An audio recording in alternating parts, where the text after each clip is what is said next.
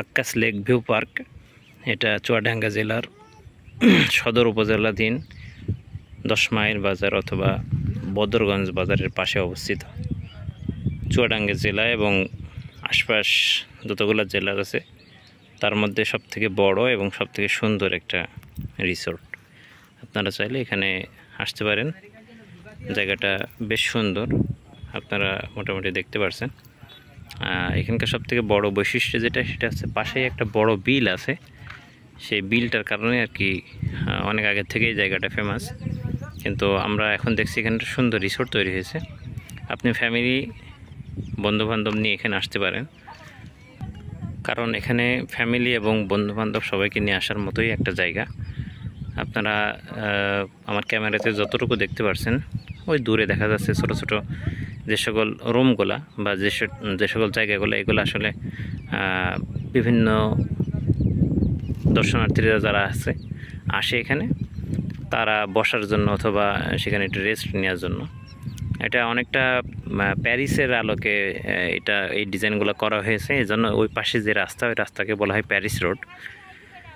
আপনারা আসলে আশা করা যায় আপনাদের আশাটা বৃথা হবে না।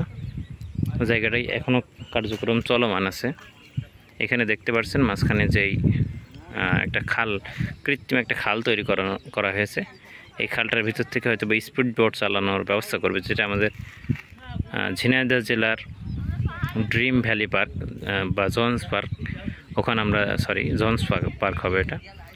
জোন্স পার্কে আমরা দেখেছিলাম, তারই আদলে হয়তো বা কোনো কিছু একটা তৈরি হবে। আর এখানে যেটা আমরা আশা করছি যে এখানে একটা যেটা উঁচুতে উঠে যেটা ঘোরে আর কি, ওইটা হয়তো তৈরি করা হবে। অনেকটা নাগরদোলার মতোই, কিন্তু যেটা উঁচুতে উঠে ঘোরে, এই ধরনের কিছু হয়তো বা তৈরি হবে। এটা মাটির থেকে বেশ উঁচু। এই জায়গাটা মাটি থেকে প্রায় আমি এখন প্রায় 15 থেকে 20 ফিট উপরে আছি, যেটা আসলে তৈরি করা হয়েছে পাহাড় টাইপের একটা জায়গা। এখান থেকে পুরো ভিউটা আপনি দেখতে পারবেন। সবথেকে বড় যেটা, সেটা হচ্ছে যে এখান থেকে যেই লেকটা দেখতে পেলাম, লেক ভিউ যেটাকে বলে, এখানে একটা বড় খাল আছে।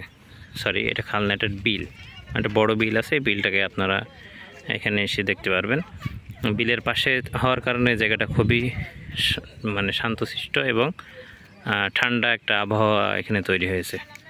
যে কোনো মৌসুমে এখানে আসতে পারবেন, যেহেতু জায়গাটা একেবারেই মেন রাস্তার পাশেই। আশা করা যায় কারোর কোনো সমস্যা হবে না। তবে শীতের মৌসুমটা সবথেকে ভালো হয় ভ্রমণের জন্য। আপনারা চাইলে শীতের মৌসুমে আসবেন। আশা করা যায় আগামী শীত আসতে আসতে আপনার জায়গাটা আরও সুন্দরভাবে প্রস্তুত হয়ে যাবে।